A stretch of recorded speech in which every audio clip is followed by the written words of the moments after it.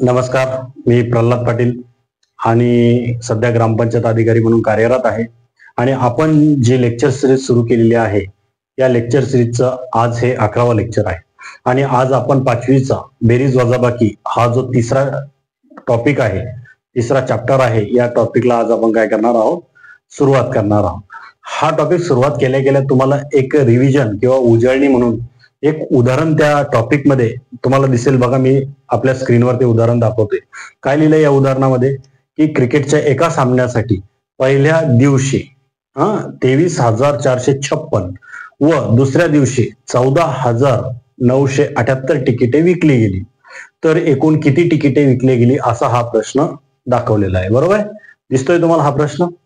तर या प्रश्नामध्ये त्यांनी काय केलं, पहिल्या दिवशी काही तिकीट वाटली, नंतर दुसऱ्या दिवशी काही तिकीट वाटली, आणि मग त्या क्रिकेटच्या एकूण किती तिकीट, त्या क्रिकेटच्या सामन्यात किती तिकीट वाटले गेले एकूण, असा आपल्याला प्रश्न विचारला. म्हणजे तुमच्या एक लक्षात आलं का, जेव्हा आपण बेरीज करतो तेव्हा आपल्याला एकूण मिळवायची असते. मग आपण चौथीलाही बेरीज शिकलो, मग आताही परत का बेरीज शिकायची? 5वीला परत बेरीज का शिकायची? तर आपण चौथीला छोट्या छोट्या आकड्यांची आणि 2 अंकांचीच बेरीज करणं शिकलो. आता आपल्याला एका खाली एक 3-3 अंक 4-4 अंक आल्यानंतर कशी बेरीज करायची हे आज 5वीला शिकायचंय. 6 अंकी संख्येची बेरीज, 7 अंकी संख्येची बेरीज. काय वेगळं असतं बेरीजमध्ये? काहीच वेगळं नसतं. नवीन फक्त आपल्याला काय शिकायचंय की 3-3, 4-4 अंक दिलेले असल्यास बेरीज कशी करायची. आणि बेरजेचा उपयोग काय होतो, तर बेरीज कधी करायची, तर तेव्हाच करायची जेव्हा आपण एकूण म्हणतो त्यावेळेस. आलं लक्षात? म्हणजे काही गोष्टी मिळवण्यासाठी बेरीज करायची असते. आलं लक्षात? तर आपल्याला हा टॉपिकचं हे उदाहरण दिलेलं आहे, हे तुम्ही बघितलं. या उदाहरणाच्या नंतर आपल्याला एक उजळणी उदाहरण संग्रह दिलाय आणि त्याच्यात 4 प्रश्न दिले आणि सांगितलंय की हा उदाहरण संग्रह सोडवा. 7 नंबर मध्ये फक्त 4च उदाहरण. हे कशासाठी? तर आपण चौथीत जे शिकलो त्याच एक उजळणी म्हणून आपल्याला हे 4 गणित दिले, जेणेकरून आपल्याला टॉपिकला चांगल्या प्रकारे सुरुवात करता येईल. तर कसे सोडवले होते आपण ते आता आपण चौथीत ज्या प्रकारे सोडवले होते ते बघू.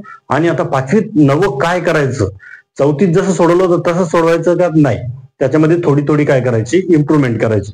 आपण आता हे गणित कसे सोडवणार, जसे तुम्ही चौथीमध्ये सोडवले होते तसे आपण सोडवणार. मग आणि 5वीमध्ये कसे सोडवायचे हे आपण आता त्याच्या पुढच्या व्हिडिओमध्ये सांगणार. म्हणजे आता फक्त चौथीत कसे सोडवले होते हे सोडवून दाखवतो, आणि याच्यानंतर आपला पुढचा जो व्हिडिओ असेल किंवा मग जर ह्या व्हिडिओमध्ये आपल्याला शक्य झालं तर याच व्हिडिओमध्ये आपण पुढील गणित सोडवणार. चला तर आपण आता एक गणित सोडवायला सुरुवात करू. बघा, आता आपलं पहिलं गणित, तुम्ही काय करत होते, चौथीला होते त्यावेळेस काय करत होते, आता हे 2 आणि 9, आता तुम्हाला ऑलरेडी अशा बेरजा दिलेल्या असतात. मग तुम्हाला माहितीये 2 आणि 9 किती होतात, 11. 11शीला इथं काय करायचे, 1 लिहायचे आणि 1 कुठे द्यायचे, याच्या डोक्यावर एक हातच्या द्यायचे. मग 2 आणि 1 किती व्हायचे, 3. 3 आणि हातच्या 1 4. मग तुम्ही इथं 4 लिहायचे.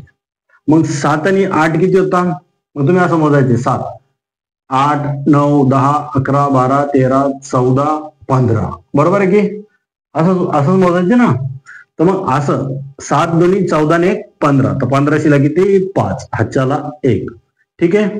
नंतर 1 आणि 3 किती, 4, आणि 4 आणि 1 5. अशा प्रकारे तुम्ही काय करत होते, बेरजेचं उत्तर काढत होते. मग आता याचं उत्तर कसं काढायचं, जसं याचं काढलं तसंच. बघा, 7 आणि 8 डायरेक्ट आता काय करायचं, आता तुम्ही थोडे मोठे झाले, याची डायरेक्ट बेरीज करणं शिकायची. 7 असं मोजत नाही बसायचं, 7 8 9 असं नाही करायचं.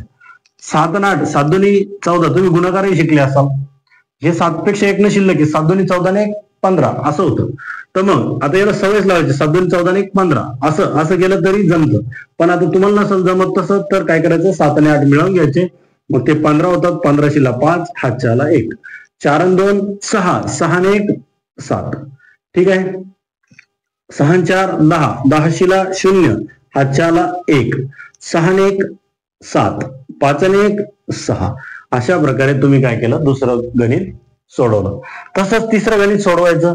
यात काय, 7 आणि 9 16, 16शीला 6, हातच्याला 1. 2 आणि 1 3, 0 आणि 4 4, 8 आणि 4 12, 12शीला 2, हातच्याला 1. 6 आणि 1 7, 7 आणि 2 9. मग हे झालं याचं उत्तर. सर तुम्ही इतकं फास्ट कसं सोडवता, तर याच्यासाठी तुम्हाला काय करावं लागेल, सराव करावा लागेल की कोणत्या अंकामध्ये कोणता अंक मिळवला तर हे गणित सोडवायचं. बघा तुम्ही पण तुम्हाला जसं जमल तसं तुम्ही सोपं 6 आणि 0 किती 6 असंच सोडवायचं. 4 आणि 1 5, 4 आणि 1 किती 5, 5 5, 5 आणि 2 किती 7. हातच्या चालला का नाही. बघा 8 आणि 3 11, 11 1, हातच्या गेला 1. ठीक आहे. 3 आणि 1 4, 4 आणि 2 6. आलं लक्षात. मग हे झालं याचं उत्तर. अशा प्रकारे आपण जो उजळणी उदाहरण संग्रह आहे तो पूर्णपणे सोडवलेला आहे. ठीक आहे. आता आपल्याला काय करायचंय, मग आता आपल्याला टॉपिकला सुरुवात करायची आहे. म्हणजे आपला मुख्य जो टॉपिक आहे तो आपल्याला सुरू करायचा आहे. तो आपण आता नवीन व्हिडिओमध्ये सुरू करणार आहोत. तोपर्यंत इथेच थांबा. धन्यवाद.